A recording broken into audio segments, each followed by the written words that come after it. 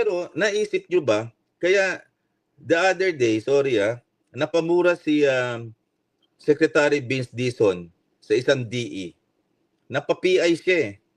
Yun ba tatapang si Secretary Vince Dizon kung walang magalong nakatabi ka?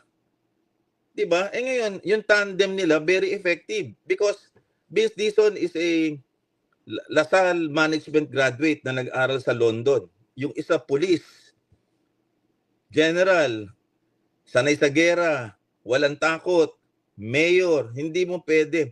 Lead convener ng mga mayors ng good governance, Vico Soto, Joe Belmonte, and the rest, siguro, lampas. Nawala yun. So, ang Secretary Vince Dizon, malulungkot yan kasi ang bangis niya nanggagaling sa bangis.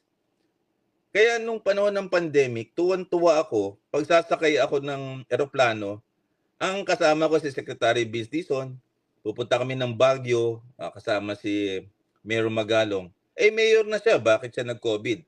So, ano yung conflict of interest doon? And ako, I've served 4 presidents. Nakapagtrabaho tayo kay GMA, kay Pinoy, as advisor, kay Duterte, for a short time, kay Bongbong Marcos. Pero ang loyalty mo naman sa bandera, hindi naman sa affiliation eh. At saka,